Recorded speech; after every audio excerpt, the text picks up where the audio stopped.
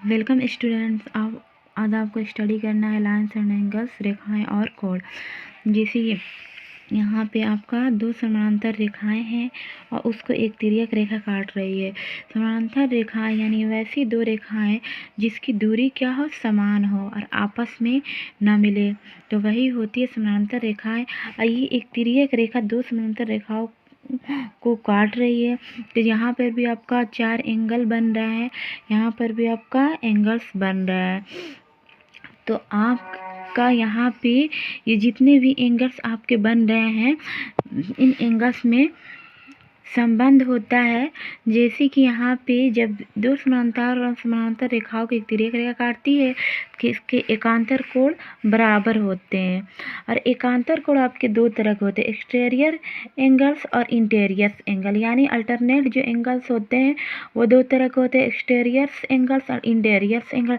यानी अंतः एकांतर कोण और बाह्य एकांतर कोण। और इसके जो सम्मुख कोण होंगे वो भी बराबर होते हैं और संगत कोणों का मान 180 डिग्री के बराबर होता है। यानी ये संगत कोण का मान 180 डिग्री के बराबर होता है। जैसे कि आप समझ लीजिए कि जब दो समानांतर रेखाओं को एक तिर्यक रेखा काटती है, तो यहाँ पे देख लीजिए, यहाँ भी आपके 4 एंगल होंगे, यहाँ भी आपके 4 एंगल होंगे। तो यहाँ पे आपका जो ये क्रॉस का आपका एंगल बनेगा, क्रॉस वाली, ये आपके एकांतर कोण होते हैं। तो एकांतर कोण क्या होते हैं, आपस में बराबर होते हैं। जैसे कि यहाँ पे देख लीजिए, यहाँ पे आपका जो एकांतर कोण, अंतः एकांतर कोण, यानी ये आपका दो समांतर कोण लाइन्स है, जो समांतर रेखाएं हैं, इसके अंदर के आपके 4 कोण दिख रहे हैं। इसमें से आपका ये कोण 3 और कोण 6 ये एकांतर कोण होंगे, यानी बराबर होंगे। जैसे कि आपका यहाँ पे दिख रहा है एकांतर कोण, कोण 3 इक्वल होगा कोण 6। और फिर आपके जो कोण अंतः कोण है, ये अंदर का है, तो ये कोण 4 होगा, बराबर होगा कोण 5 के। कोण 4 बराबर कोण 5।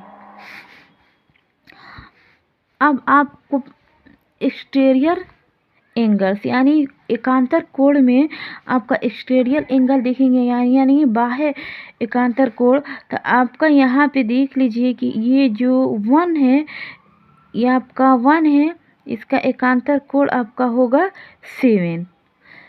देख लीजिए यहाँ पे जो 1 है, इसका एकांतर कोण 7 होगा। यानी ये रेखा के जो अप साइड ऊपर एंगल जो 1 है वो किसके इक्वल होगा, 7 के। तो जो एंगल 1 इक्वल होगा एंगल 7। उसके बाद आपका जो ये 2 है, एंगल 2 है, यानी कोण 2, ये इक्वल होगा कोण 8 के। तो ये आपके हो गए अंतः एकांतर कोण और बाह्य एकांतर कोण जो इक्वल होते हैं। अब आइए सम्मुख कोण। तो सम्मुख कोण देख लीजिए, आमने सामने की कोण। यहाँ का इस 1 जो एंगल 1 है, इसके सम्मुख कोण एंगल 3, ये भी आपस में क्या होंगे, इक्वल होते हैं। तो देख लीजिए एंगल 1 इक्वल होगा एंगल 3 और एंगल जो 2 इक्वल होगा एंगल 4।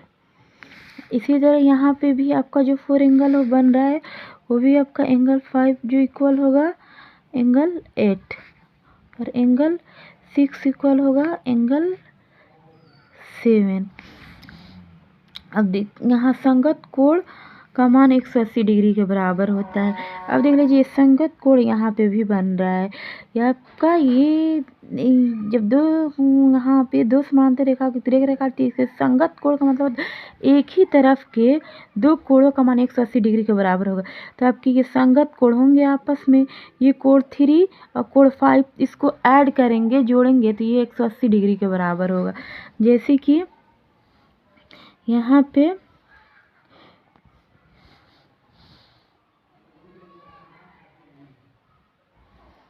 कोण 3 प्लस कोण 5 180 डिग्री के बराबर।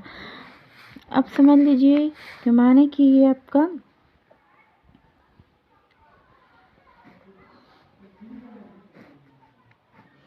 दो समानांतर रेखाएं इसको एक तिर्यक रेखा काट रही है।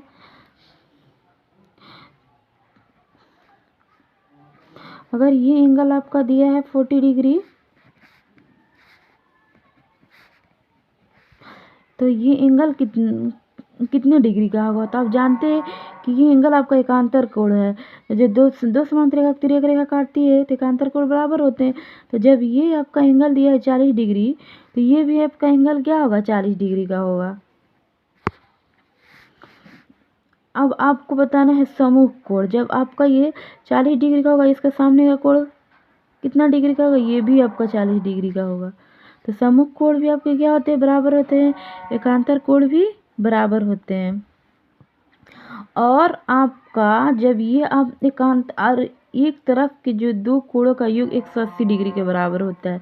देख लीजिए, ये आपका है 40 डिग्री, तो ये कितना डिग्री का होगा? तो आप जानते हैं ये दोनों जो एंगल है वो कौन से एंगल है?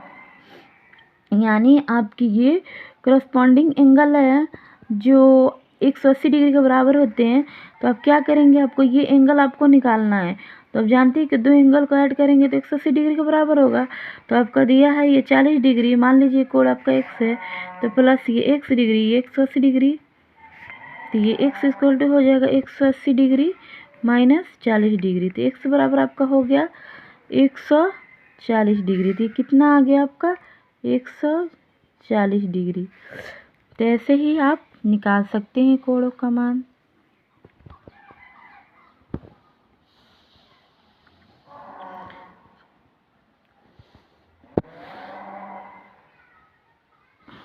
Thanks for watching.